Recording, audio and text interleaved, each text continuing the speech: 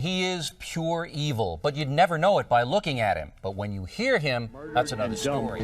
On the outskirts of the city, the killer or killers is still at Washington large. State believe they found the remains of another victim of the so-called Green River James killer. Montgomery. There may be 300 serial killers across the country. Here in Seattle, King County, we've got the biggest case in America.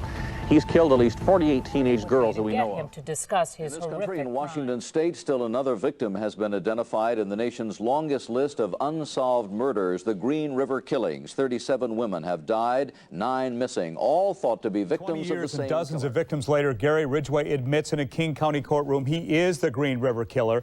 Serial killers have long fascinated and horrified us with their unique combination of danger and intellect. These enigmatic individuals possess a chilling ability to blend into society seamlessly, concealing their sinister intentions beneath a facade of normalcy. With twisted minds and a keen understanding of human behavior, they meticulously plan their heinous acts, often evading the authorities for extended periods. These lethal predators are like shadows in the night, striking fear into the hearts of communities and leaving an indelible mark on our collective consciousness. Prepare to delve into the disturbing realm where darkness meets intelligence, where the terrifying capabilities of the human mind are laid bare.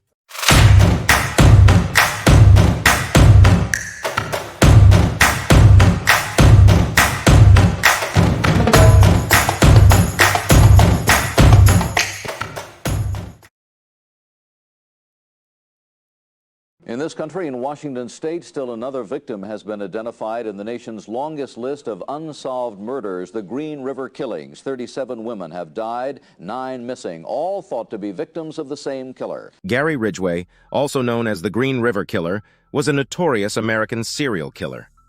Born on February 18, 1949 in Utah, Ridgway had a troubled childhood and grew up with a volatile relationship with his parents.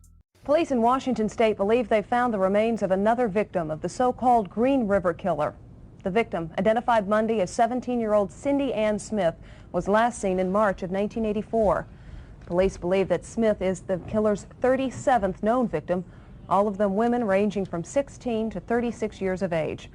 The murders began in summer of 1982, and since then an army of detectives and a multi-million-dollar computer system have been unable to crack the case. In the 1980s and 1990s, he committed a series of heinous crimes, primarily targeting young women in the Seattle area, in what became known as the Green River killings.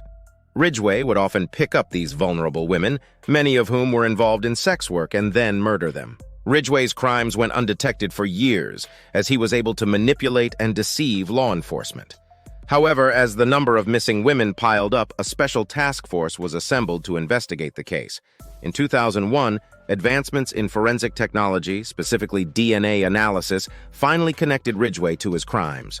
After his arrest, Ridgway cooperated with the authorities in exchange for avoiding the death penalty. He confessed to killing 49 women, but it is believed that the actual number of his victims could be much higher. Ridgway led investigators to the graves of many of his victims, bringing closure to their families. In 2003, Gary Ridgway pleaded guilty to multiple counts of first-degree murder and was sentenced to life imprisonment without the possibility of parole. His twisted actions and the impact he had on so many lives make him one of the most notorious serial killers in American history. One man ended a 20-year mystery Wednesday over who killed 48 women in the so-called Green River killing spree of the 1980s. In a deal to avoid the death penalty, Gary Ridgway pleaded guilty to killing all 48 women, most of them found in the Seattle area. Many victims, relatives of the victims, who included teenage runaways, were in the courtroom when he confessed. Today, Ridgway remains incarcerated, serving his punishment for the atrocities he committed, while families affected by his crimes continue to heal and remember their loved ones. His story stands as a chilling reminder of the darker side of human nature and the relentless pursuit of justice in the face of evil. Ted Bundy was an infamous serial killer who terrorized the United States during the 1970s. Born in 1946 in Vermont, Bundy appeared to be an ordinary individual on the surface, which allowed him to easily gain the trust of his victims. He was intelligent, charming, and well-spoken, which helped him blend into society. Bundy's killing spree began in Washington State in 1974. He would lure young women, often college students, by pretending to be injured or in need of assistance. Once he gained their trust, he would overpower them and take them to isolated locations, where he would commit horrific acts of violence. Bundy was meticulous in covering his tracks, making it challenging for law enforcement to catch him. He frequently changed his appearance and used fake identities, making it difficult for authorities to connect the crimes to him.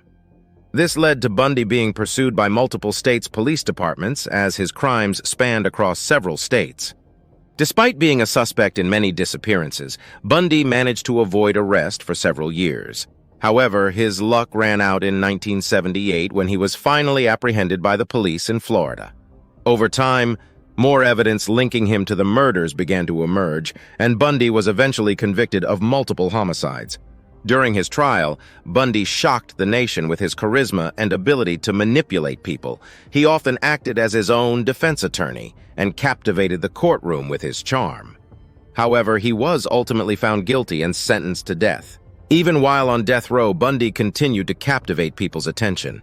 He granted interviews and provided insight into the mind of a serial killer. Eventually, Bundy was executed in the electric chair in 1989, bringing an end to his reign of terror. The story of Ted Bundy serves as a chilling reminder of the presence of evil in our society. It also highlights the importance of vigilance and caution, as appearances can often be deceiving. I would greatly appreciate your support by subscribing to my YouTube channel, activating the notification bell, and sharing your suggestions for upcoming videos in the comments section. Once upon a time, there was a British doctor named Harold Shipman who lived during the 20th century.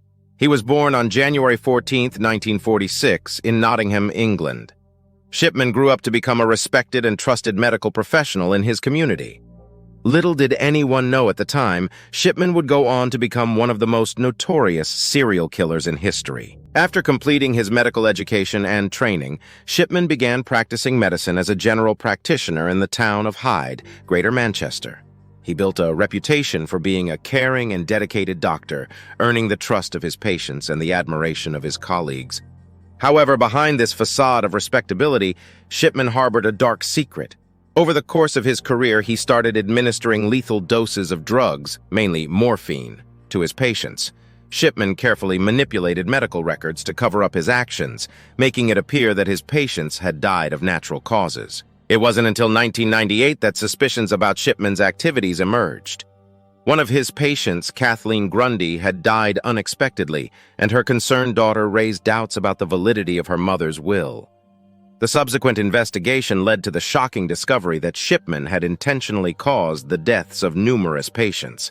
Further examination revealed a pattern of suspicious deaths surrounding Shipman. The official inquiry found that he had killed at least 218 of his patients, although the actual number may be higher. The victims ranged in age from 41 to 93 and included men and women from different backgrounds. Shipman's motives for his heinous actions remain unclear. Some speculate that he enjoyed the power and control he had over his patients' lives, while others believe he may have been motivated by a desire to experiment with drugs or simply had a deeply disturbed personality. In 2000, Harold Shipman was convicted of 15 counts of murder and 1 count of forgery regarding Kathleen Grundy's will. He received a life sentence without the possibility of parole. 2 years later, while in prison, Shipman hanged himself in his cell, bringing an end to one of the most shocking and tragic chapters in British medical history. The case of Harold Shipman exposed a terrifying betrayal of trust by a medical professional.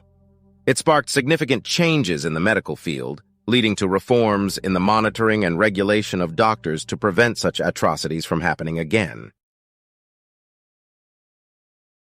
He is pure evil, but you'd never know it by looking at him. But when you hear him, that's another story.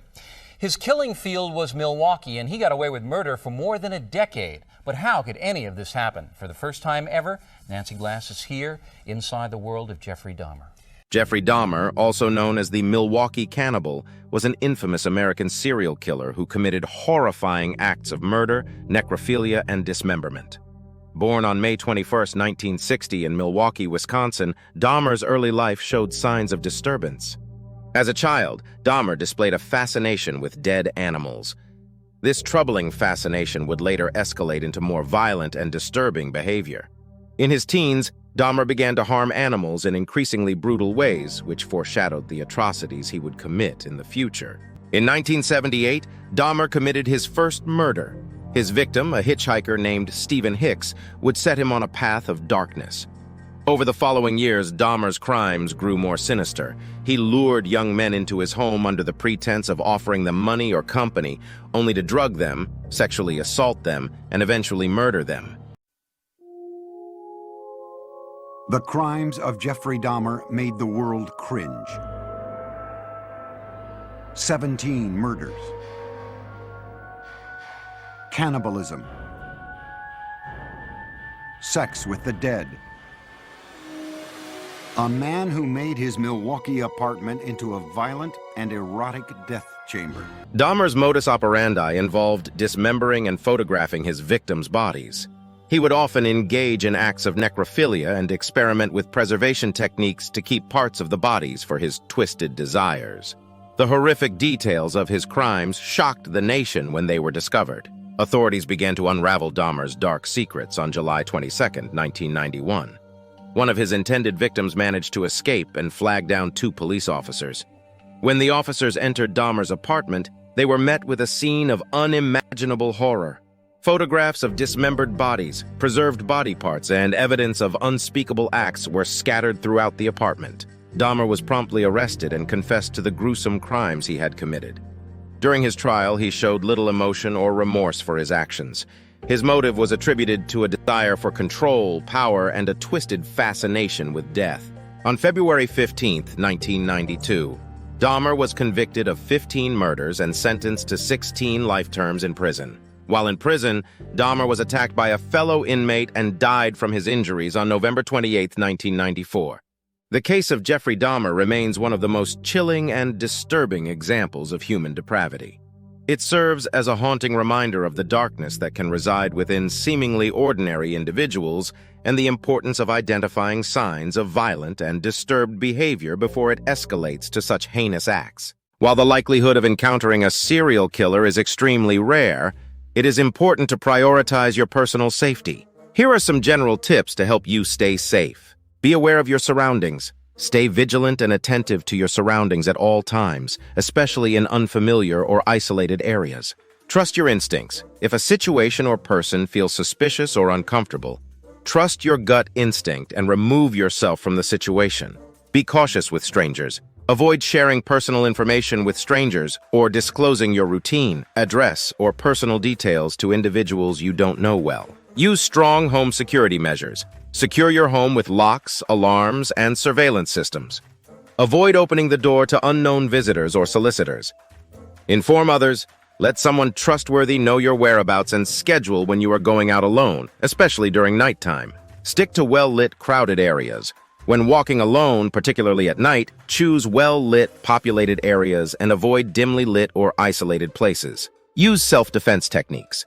Consider learning basic self-defense techniques to protect yourself if the need arises. This can boost your confidence and help you feel more prepared. Be cautious online. Be mindful of the information you share online, especially on social media, and be cautious when interacting with unknown individuals. Travel in groups. When possible, try to travel or walk with a companion or in groups, as there is generally safety in numbers. Stay informed. Be aware of any local safety alerts or news concerning your area or the places you plan to visit. Remember, these tips are general safety measures and not specific to serial killers. It's important to stay informed, have a safety plan, and trust your instincts to ensure your well-being in any situation.